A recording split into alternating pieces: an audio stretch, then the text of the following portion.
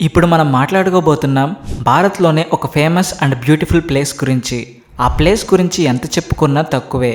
ఎందుకంటే ఆ సిటీ 2014-2015 సంవత్సరంలో భారతీయ వారసత్వ సంపద గల సిటీల లిస్టులో ఒకటిగా నిలిచింది. ఇది ఇంత స్పెషల్ కావడానికి కారణం ఆ సిటీలో ఉన్న ఆలయాలు, మందిరాలు, పురాతన చరిత్ర కలిగిన ప్రదేశాలు.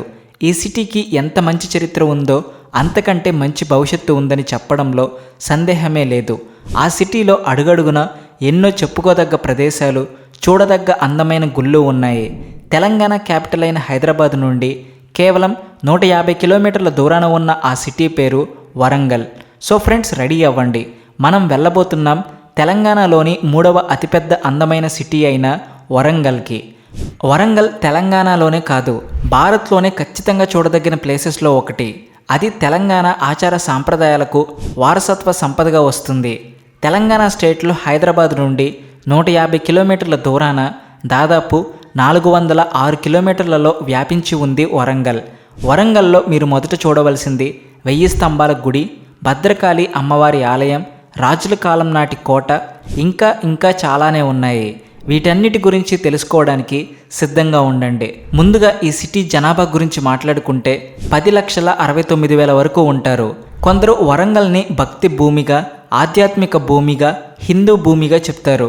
ఎందుకంటే ఇక్కడ నివసించే వాళ్ళల్లో ఎక్కువ శాతం హిందువులే ఉంటారు. ఇక్కడ 83.11% ప్రజలు సనాతన ధర్మాన్ని పాటిస్తారు. అందుకే దీనిని సనాతన భూమిగా కూడా చెప్పుకుంటారు. 14.3% ముస్లిమ్స్ కనిపిస్తారు. వాళ్ళ కోసం ఇక్కడ పెద్ద పెద్ద మసీదులు ఉన్నాయి. ఇంకా కొంచెం పరిశీలిస్తే 1.65% క్రిస్టియన్స్ కూడా ఇక్కడ నివసిస్తారు. వీళ్ళతో పాటు చాలా వరకు వేరే మతాలను ఆచరించే వాళ్ళు అందరూ ఒకరితో ఒకరు కలిసిమెలిసి జీవిస్తూ కనిపిస్తారు. హిందువులు ఎక్కువగా ఉండడం వల్ల ఇక్కడ హిందువుల పండుగలు ధూమ్ధామ్గా జరుగుతాయి. మీరు ఈ సిటీ పేరు గమనించారా? వరంగల్. అసలు ఈ పేరుకి అర్థం ఏమిటి అని ఆలోచించారా? ఒకవేళ మీరు అలా అనుకుంటే ఓకే, రండి తెలుసుకుందాం. నిజానికి వరంగల్ అనే పేరుని తెలుగు పదమైన ఓరుగల్లు నుండి తీసుకున్నారు. ఓరుగల్లులో ఓరు అంటే ఒకటి, గల్లు అంటే రాయి అని అర్థం. సో రెండు కలిపేస్తే ఓరుగల్లు అంటే ఒక రాయి లేదా ఒక శిల అని అర్థం. నిజానికి దీని వెనుకున్న చరిత్ర ఏంటి అంటే, అప్పటి కాకతీయ రాజులు ఒక పెద్ద రాయి మీద నిర్మించిన ఒక కోట వల్ల ఈ సిటీకి ఈ పేరు వచ్చింది. ఆ కోట ఇప్పటికీ కూడా వరంగల్లో చాలా ప్రసిద్ధి. చాలా రకాల చరిత్ర ఆనవాళ్లకు, అప్పటి రాజుల వైభోగానికి ఆ కోట ఒక చిహ్నమని చెప్తారు చరిత్రకారులు. ఆ కోటను చూడడానికి ఇప్పటికీ భారతీయులే కాకుండా విదేశాల నుండి లక్షల మంది విజిటర్స్ అక్కడికి వస్తుంటారు. మనం ఒకసారి ఈ నగర చరిత్రలోకి వెళ్తే మొదటగా మనకు కాకతీయ రాజులు కనిపిస్తారు. అది కూడా దాదాపు 1163వ సంవత్సరం కాలంలో. మొదటగా కాకతీయ వంశపు రాజులు 1163లో ఈ నగరాన్ని నిర్మించాలని నిర్ణయించుకుని అక్కడున్న కొండలు, రాళ్లను చెక్కి కోటలుగా మార్చుకున్నారు. తర్వాత అదే నగరాన్ని తమ రాజధానిగా చేసుకోవడం వల్ల అప్పట్లోనే రాజధానిగా అంటే క్యాపిటల్ సిటీగా పేరు మోసిన ఘనత వరంగల్కి ఉంది. ఆ తర్వాత కాలంలో చాలామంది రాజులు ఈ రాజ్య సింహాసనాన్ని అధిష్ఠించారు. కాకతీయ రాజుల కాలంలో ఎన్నో గొప్ప గొప్ప ఆలయాలు, పెద్ద పెద్ద కోటలు, అందమైన భవంతులు అప్పటి రాజసానికి అద్దం పట్టే తోరణాలుగా నిలిచాయి అని చెప్పడంలో ఎలాంటి సందేహం లేదు. 11వ దశాబ్దం నుండి 12వ దశాబ్దం వరకు ఈ నగరం ఒక వెలుగు వెలిగింది. ఆ తర్వాత ఈ నగరం మొదటిసారిగా ఒక మహారాణి చేతుల్లోకి వెళ్ళింది. ఇంకా చెప్పాలంటే దాదాపు 27 సంవత్సరాల పాటు కేవలం రాణి మాత్రమే పాలించిన నగరం ఇదొక్కటే. ఆమె ఎవరో కాదు, రాణి రుద్రమదేవి. ఆమెను అందరూ రుద్రదేవ్ మహారాజ్ అని పిలిచేవారు. వరంగల్ చరిత్రలో గొప్ప అధ్యాయం రాణి రుద్రమదేవి. ఆమె జన్మించిన రాజుకి ఎన్నాళ్ళైనా కుమారుడు కలగకపోవడంతో ఆమెను కొడుకులా పెంచి ఆమెకు రాజ్యం అప్పచెప్పాడు ఆమె తండ్రి. దాదాపు 14 ఏళ్ల వయసులో రాజ్యంలో చక్రం తిప్పింది ఆమె. ఆమె పాలనలో రాజ్యం చాలా సుభిక్షంగా ఉండేది. కానీ కాలం మారక తప్పదు. 1323లో మహమ్మద్ తుస్లీ ఈ రాజ్యాన్ని పూర్తిగా ఆక్రమించుకుని వీళ్ళ ఆనవాళ్లను నాశనం చేయడానికి చూశాడు. కానీ ఆనవాళ్ళు అంత తొందరగా పోవు కదా. అందుకే చివరకు అతను కూడా వరంగల్ చరిత్రలో ఒక మచ్చగా నిలిచాడు. ఆ తర్వాత ఇక్కడ 1442లో బహమనీ పాలన వచ్చింది. వాళ్ళ తర్వాత ఈ సామ్రాజ్యం తెల్లదొరలు అదే బ్రిటిష్ వాళ్ళ చేతుల్లోకి వెళ్ళింది. సో ఫ్రెండ్స్, వరంగల్ ఏర్పడినప్పటి నుండి ఇప్పటి వరకు ఎన్నో రాజవంశాలు, రాజులను తన వడిలో పాలించి కాలించింది. ఇక ఇప్పటికీ టైం వస్తే 2014 జూన్ 2 నుండి వరంగల్ తెలంగాణలో ఒక జిల్లా. కానీ 1956లో జరిగిన పోరాటంలో తెలుగు మాట్లాడే వాళ్ళు అందరూ ఒక ప్రాంతం కోరుకోవడంతో ఇప్పుడున్న ఆంధ్ర మరియు తెలంగాణ కలిసి ఆంధ్రప్రదేశ్గా కొత్తగా వచ్చాయి. కానీ అది ఎక్కువ రోజులు కొనసాగలేదు. తెలంగాణ ప్రజల నిరసన, న్యాయ వేదనకు మొత్తానికి 2 జూన్ 2014న 29వ రాష్ట్రంగా తెలంగాణ ఏర్పడింది. అప్పటి నుండి వరంగల్ తెలంగాణలో ఒక పార్ట్గా ఉంది. వరంగల్లో మరికొన్ని ప్రదేశాలు చూడడానికి బాగుంటాయి. అందులో ముందుగా కాజీపేట, హనుమకొండ లాంటివి మొదటగా చెప్పుకోవచ్చు. వరంగల్, కాజీపేట, హనుమకొండను కలిపి ట్రై సిటీస్ అని కూడా పిలుస్తారు. ఈ 3 దేశంలోనే ఎక్కువ పంటను పండిస్తూ సప్లై చేస్తున్న పెద్ద ప్రాంతాలు. ఇక్కడున్న ప్రజల ప్రధాన జీవనాధారం వ్యవసాయమే. అందుకే ఇక్కడ మీకు అడుగడుగున పొలాలు, చేన్లు కనిపిస్తాయి. ఇక్కడ చాలా వరకు గోధుమలు, వరి, పప్పులు, కూరగాయలు పండిస్తుంటారు. మీకు ఇంకో విషయం తెలుసా? ఇక్కడ ఎంత వర్షం లేని రోజుల్లో కూడా మంచి మంచి పంటలు పండిస్తారు వీళ్ళు. దానికి కారణం గోదావరి లిఫ్ట్ జల పథకం. తెలంగాణలో నీటి కరువుతో బాధపడుతున్న ప్రాంతాలకు హెల్ప్ చేయడానికి ఈ పథకాన్ని ప్రవేశపెట్టింది ప్రభుత్వం. ఇప్పుడు దీన్ని బాగా యూజ్ చేసుకుంటున్న ప్రాంతాల్లో వరంగల్ కూడా ఒకటి. ఇక ఇక్కడ చదువు గురించి చూస్తే ఇక్కడ చదువు పట్ల ఇంట్రెస్ట్ చూపే వ్యక్తుల సంఖ్య రోజురోజుకి పెరుగుతుంది. దానికి కారణం ఇక్కడ చదువుకుని వేరే దగ్గర పెద్ద పెద్ద ఉద్యోగాలు చేస్తున్న యువతరం. మీకు తెలుసా, ఇక్కడ కేవలం వ్యవసాయం మాత్రమే కాదు, ఫ్యాక్టరీస్ కూడా చాలానే ఉన్నాయి. వరంగల్ని టెక్స్టైల్ హబ్ అని కూడా పిలుస్తారు. ఎందుకంటే గత కొన్ని సంవత్సరాలుగా ఇక్కడ తయారవుతున్న టెక్స్టైల్స్ ఇతర స్టేట్స్లో చాలా ఫేమస్ అవుతున్నాయి.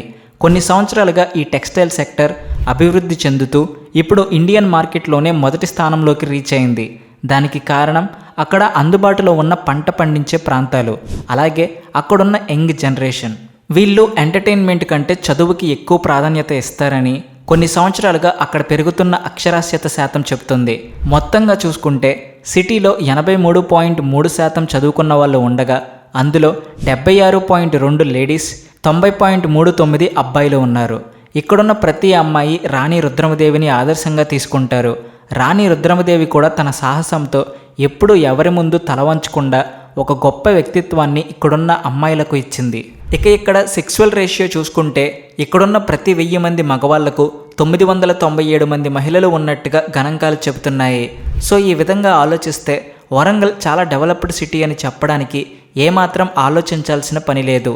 ఇప్పటికీ ఇక్కడ పాత ఆచారాలు, సాంప్రదాయాలు ఆచరిస్తారన్నది వాస్తవం. కానీ అది వాళ్ళ నమ్మకం. ప్రతి సంవత్సరం బోనాలు, హోలీ, దీపావళి, రామనవమి లాంటి పండుగలతో పాటు పెద్ద పెద్ద ఉత్సవాలు, జాతరలు కూడా జరుపుకుంటారు. ఆ జాతరలకు, ఉత్సవాలకు వచ్చే వేల కొద్ది భక్తుల వల్లే ఈ సిటీలో చాలా బిజినెస్ నడుస్తూ ఉంటుంది.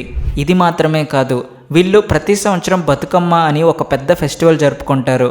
అది అక్కడ చాలా ప్రత్యేకమైన పండుగ. పండుగలో ఇక్కడికి వచ్చే అతిథులను కూడా వరంగల్ ప్రజలు చాలా మర్యాదగా చూసుకుంటారు.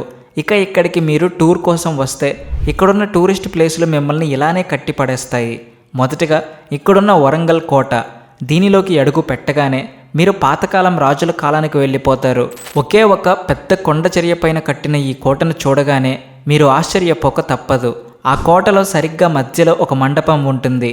దాన్ని చూస్తేనే అర్థమవుతుంది మనం ఎంత గొప్ప ప్లేస్కి వచ్చామో. ఇక తర్వాతి ప్లేస్ భద్రకాళి అమ్మవారి ఆలయం. దీన్ని 625వ సంవత్సరంలో చాళుక్య రాజులు కట్టించినట్టుగా చెప్పుకుంటారు. ఇందులో ఉన్న అమ్మవారు ఎంత ఆడంబరంగా ఉంటుందంటే ఆమెను చూస్తూ అలానే ఉండిపోతాం. సాక్షాత్తు అమ్మవారే మనతో ఉన్నట్టుగా ఉంటుంది. ఫ్రెండ్స్, మీరు వరంగల్ వెళ్ళాలనుకుంటే మీకు 100లో 90 మంది తిరగమని చెప్పే ప్లేస్ 1000 స్తంభాల గుడి. దీని ప్రాముఖ్యతే 1000 స్తంభాలు. ఈ గుడికి ఉన్న 1000 స్తంభాలు కేవలం రాతితో చేశారు. ఇది చూడడానికి ఎంత బాగుంటుందో. ఒక రోజుకి కనీసం ఇక్కడికి 1000 కంటే ఎక్కువ మంది దర్శనానికి వస్తారంటే ఆలోచించండి ఈ గుడి ఎంత ప్రత్యేకమో. తర్వాత మనం వెళ్ళబోతున్నాం కాకతీయ మ్యూజికల్ గార్డెన్. ఈ గార్డెన్ కూడా వరంగల్ టూరిస్ట్ ప్లేస్లలో ఒకటి. భద్రకాళి గుడి నుండి కొంచెం దూరం ముందుకు వెళ్తే మీకు ఇది కనిపిస్తుంది. ఇంకొక ఇంట్రెస్టింగ్ ప్లేస్ మినీ జూ. దీనిని 1985లో స్టార్ట్ చేశారు. ఇక్కడ మీకు చాలా రకాల పక్షులు, జంతువులు కనిపిస్తాయి. మీరు ఒకవేళ వరంగల్లో ఏదైనా హిల్ స్టేషన్ గురించి తెలుసుకోవాలి అనుకుంటే అక్కడున్న గోవిందరాజుల గుట్ట మీకు తప్పకుండా నచ్చుతుంది.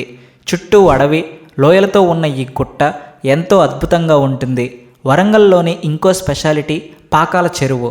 అది సిటీ నుండి కేవలం 55 కిలోమీటర్ల దూరంలోనే ఉంటుంది. 30 కిలోమీటర్ల విస్తీర్ణంలో ఉంటుంది. దీని చుట్టుపక్కల ఉన్న అందమైన వైల్డ్ లైఫ్ ప్రదేశాలు మిమ్మల్ని ఇట్టే కట్టిపడేస్తాయి. అందులో మొదటిగా లక్నవరం, తర్వాత ఏటూరు నాగారం, ఇలాంటివి ఇంకా చాలా ఉన్నాయి. ఇంకా మంచిగా తిరగాలనుకుంటే చాలా ప్లేస్లు ఉన్నాయి. ఒకవేళ మీరు వెళ్ళాలి అనుకుంటే సెప్టెంబర్ నుండి ఏప్రిల్ మధ్యలో వెళ్ళండి. ఊతప్పం, నిమ్మకాయ అన్నం ఇక్కడ చాలా ఫేమస్. వాటితో పాటుగా పొంగల్, పాయసం, చికెన్ చిక్కినాడు. ఇక్కడ పొంగల్ అనే ఒక పండగ కూడా ఉంటుంది, గమనించండి కొంచెం. ఇంకెందుకు ఆలస్యం, లెట్స్ గో వరంగల్. మరి మన వరంగల్ విశేషాలు మీకు ఎలా అనిపించాయో కామెంట్స్లో చెప్పండి. ఈ వీడియో మీకు నచ్చితే లైక్ చేయండి, షేర్ చేయండి, మన ఛానల్ సబ్స్క్రైబ్ చేసుకోండి. Please like and share and also thanks for watching.